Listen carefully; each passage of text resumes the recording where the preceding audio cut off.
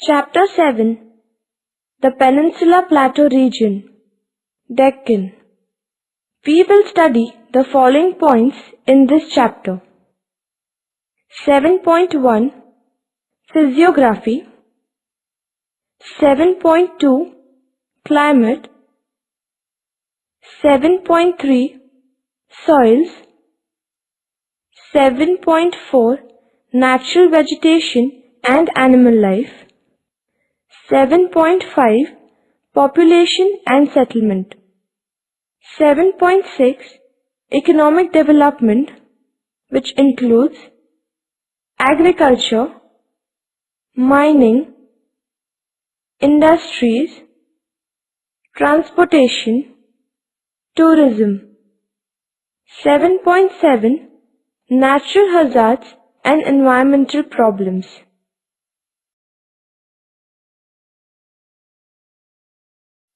Seven point one Physiography. The Deccan Plateau. The triangular region to the south of Narmada is known as the Deccan Plateau. It is an inverted triangle with its base in the north and the apex in the south. The Satpura range, along with the Mahadev and Maikal hills, form the broad base of this triangle.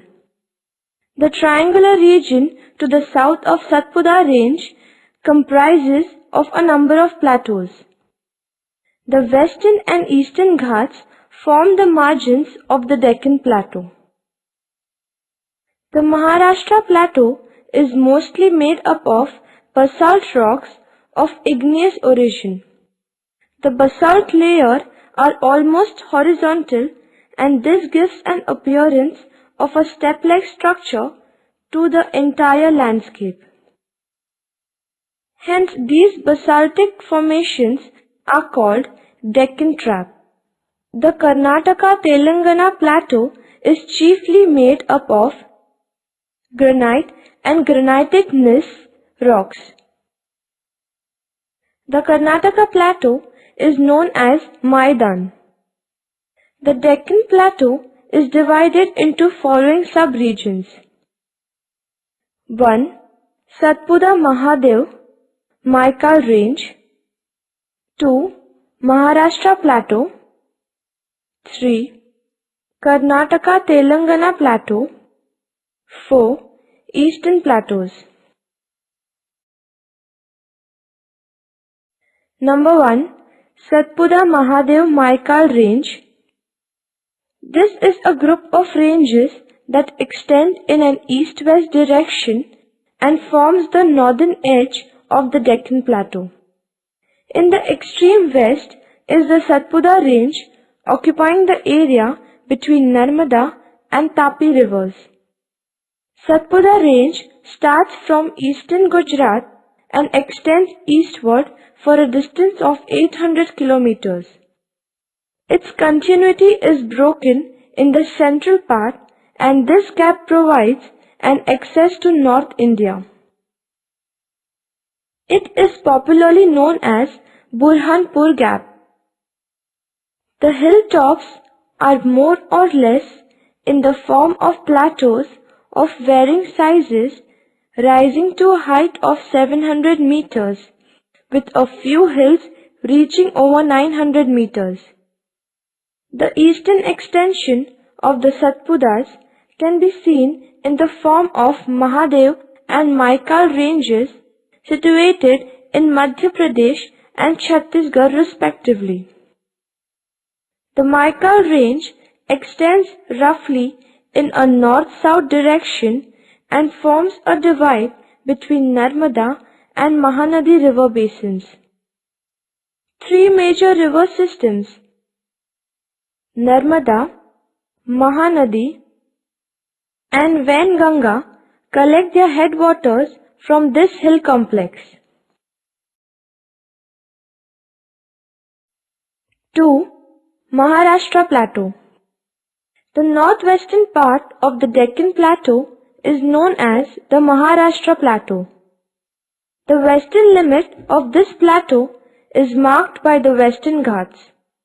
The basalt rocks of this region are formed by lava that outpoured from a number of fissures and spread over the region. The maximum thickness of this basalt is supposed to be around 2 kilometers. Due to the horizontal nature of basalt rocks, the entire region has an appearance of a series of flatlands placed at different heights. The hilltops in Maharashtra Plateau are generally flat. The altitude of the plateau ranges from 400 meters to 600 meters. The northern portion of this plateau is occupied by Tapi Basin that slopes in a westward direction. Rest of the plateau lying south of Tapi Basin gently slopes in an eastward direction and forms the upper portion of Godavari and Krishna basins. A number of offshoots from the Western Ghat run in a west to east direction and form the divisions between different river basins. The eastern portion of Maharashtra Plateau is occupied by Wardha-Wainganga basin. These rivers flow roughly in a north-south direction.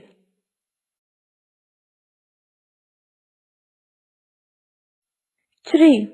Karnataka-Telangana Plateau. The Karnataka-Telangana Plateau is the southernmost part of Deccan Plateau. It covers a large portion of the Deccan Plateau. It is a region of crystalline rocks, mainly granite and granitic gneiss, as well as metamorphic forms of some sedimentary formations. The area comprises of parts of Godavari and Krishna basin in the north and Kaveri basin in the south. We can consider these two extensive areas as separate plateau regions. The plateau is also spotted with a number of low and rounded granitic hills. In Karnataka, the plateau is called as Maidan. The Maidan has an average altitude of 400 meters. The plateau is characterized by a number of low hills that separate the basins of various rivers. The general direction of the slope of the plateau is from west to east. The Telangana Plateau is located along the eastern and the northeastern side of Karnataka Plateau. The Eastern Ghats form the eastern boundary of this region. The region is flat with a few scattered, isolated, dome-shaped hills. The average elevation of the area ranges between 300 meters and 600 meters. 4. The Eastern Plateau. This comprises of three sub-regions, namely Mahanadi Basin, Dandak Aranya, and Garjat Hills. We shall seek some information about each of these sub-regions. Mahanadi Basin. The area to the south of Chota Nagpur Plateau is relatively a low-lying region and is surrounded by hill ranges or plateaus. It occupies central part of Chhattisgarh state and western part of Odisha state. The Maikal range forms its western boundary while the Eastern Ghats form the eastern limit of this region. The Dandak Aranya Plateau is located to the south of this region. The surrounding plateaus or hill ranges have an average height of 500 meters, whereas the low-lying areas has the height of around 300 meters. The land slopes towards the east. Garjat Hills. These hills occupy the northwestern part of Odisha The region is drained by rivers Brahmani and Baitarni. Dandak Aranya. The southern part of Chhattisgarh state and southwestern part of Orissa is known as Dandak Aranya. The central portion of Dandak Aranya is a high-rising plateau with altitudes ranging between 700 meters to 800 meters. The plateau is practically divided into two halves by the east-west following Indravati river. The Dandak Aranya area is known for its rich iron ore deposits. 7.2 Climate. Peninsular Plateau region has a large variation in climate due to its vast size. Most part of the plateau of Peninsular India enjoys tropical wet and dry climate except a semi-arid tract to east of Western Ghats. Winter and early summer are long dry periods with temperature above 18 degrees Celsius. Summer is very hot and the temperature in the interior areas can rise above 45 degrees Celsius. The rainy season is from June to September and the annual rainfall is between 700 millimeters and 1500 millimeters. Only eastern Tamil Nadu receives rainfall during winters due to northeast monsoons. A middle part of this plateau experiences tropical semi-arid climate. It includes Karnataka, interior and western Tamil Nadu, western Andhra Pradesh and central Maharashtra. This region is a famine-prone zone with very unreliable rainfall which varies between 400 millimeters to 750 millimeters annually. The months of March to May are hot and dry with mean monthly temperature of around 32 degrees Celsius.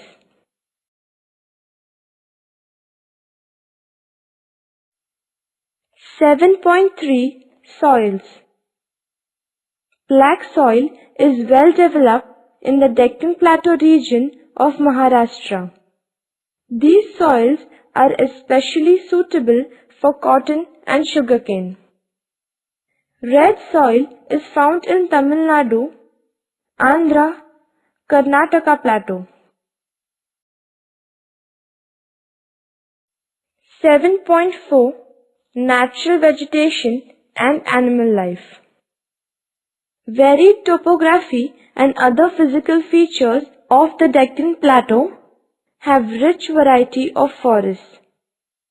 Tropical evergreen, tropical moist deciduous, tropical dry deciduous, and thorny scrub forests are found in this region. Tropical evergreen forests are limited. Teak, sal, shisham, sandalwood, kher, harda, and arjun are some of the trees found here. Sandalwood has a very high commercial value. Due to pressure from population, agriculture and mining, forests are being depleted. A variety of grazing animals from the four-horned antelope and blackbuck to a gaur and wild buffalo are found here. Other important animals are the tigers, wild dogs, sloth bear, and other carnivores. In total, the area is home to many mammals. Some of the larger species mentioned here are rare. The Indian giant squirrel is endangered. The 300 species of birds include the globally threatened Jerdon courser.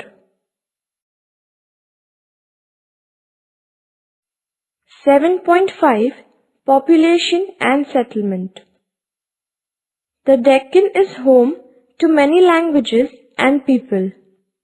Bhil and Gond people live in the hills along the northern and the northeastern edges of the plateau and speak various languages.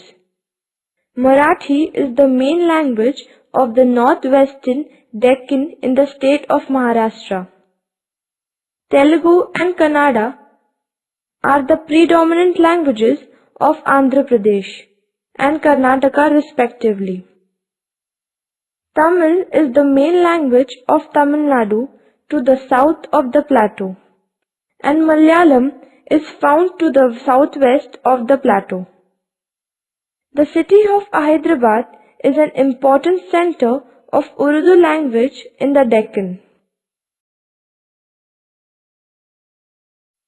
The large cities in the Deccan are Hyderabad and Bengaluru. Other major cities include Mysore in Karnataka, Coimbatore in Salem in Tamil Nadu, Pune, Nagpur, Nanded, and Aurangabad in Maharashtra. The plateau region of Maharashtra has favored the growth of clustered settlements owing to its rich soils, good water supply, and developed agriculture. Dispersed settlements are also seen in the plateau region because of its rough and undulating terrain.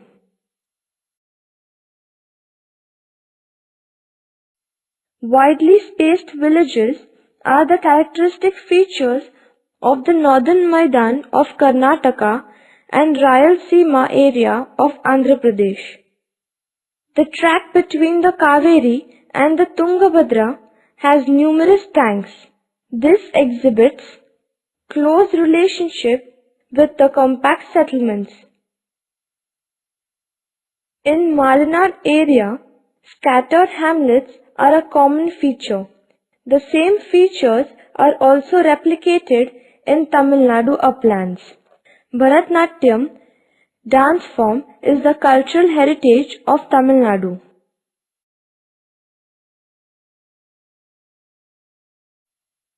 (7.6) Economic Development. Agriculture. The chief crops of the Deccan Plateau are cotton, sugarcane, and rice. Rice is predominantly grown in the eastern part of Deccan Plateau, whereas wheat is produced in the northern part. Jawar, cotton, sugarcane, and oilseeds are grown mostly in Maharashtra Plateau, whereas bajra is predominant in the western part of the Deccan Plateau. Pulses grow in the northern part of this plateau. Lakes constitute the backbone of irrigation in Bandhara. It is crucial for sugar and rice cultivation. Bandhara are check dams or diversions weirs built across rivers. Their presence raises the water level of the rivers so that it begins to flow into channels. They are also used to impound water and form a large reservoir. In regions where a bandhara is built across a small stream, the water supply usually lasts for a few months after the rains. Tanks called keri in Kannada are the predominant traditional method of irrigation in the central Karnataka plateau and are fed by channels branching off from streams in valleys. The outflow of one tank supplies water to the next tank. The tanks are built in a series, usually situated a few kilometers apart. This ensures no wastage through overflow, and the seepage of tank higher up in the series would be collected in the next lower one.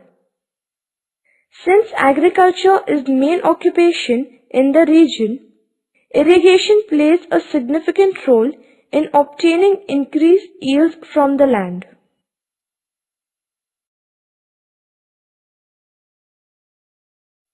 Mining. The plateau is richly endowed with various minerals of industrial importance like manganese, coal, iron ore, limestone, copper, bauxite, silica, sand, chromite, china clay, and common salt. These minerals are found in substantial quantities on the plateau of Maharashtra, Karnataka, and Telangana. Bituminous coal is found in the districts of Bhandara, Nagpur, and Chandrapur. Karnataka is one of the main gold producing states in the country.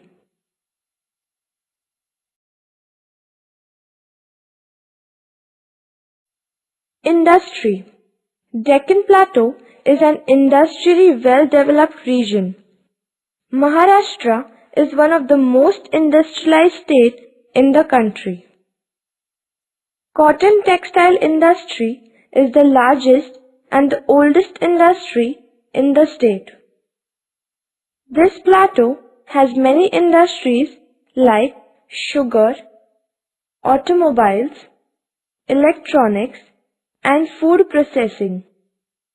The Karnataka and Telangana plateau are rich in mineral resources.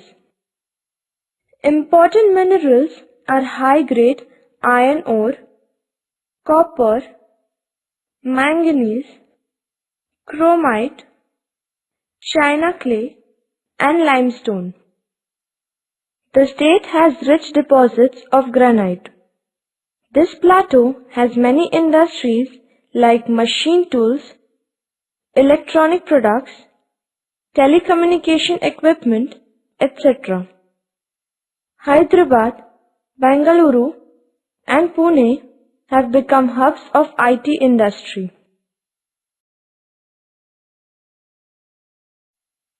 Transportation. This plateau region has a well-developed network of roads and railways. There are a number of highways which connect this region to other parts of the country. There are many national and international airports which connect various industrial and commercial centers of the country. Bengaluru, Hyderabad, and Nagpur are the important international airports of the region. Tourism. Deccan Plateau has many tourist places of natural, cultural, historical, and religious importance. Bengaluru and Hyderabad are famous for their gardens. There are many historical places like Aurangabad, Bidar, Bijapur, Mysore, Pune, etc.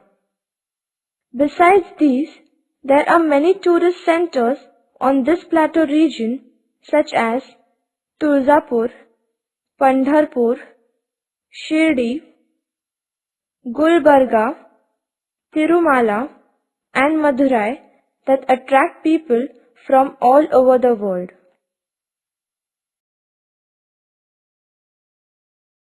Seven point 7 Natural hazards and environmental problems.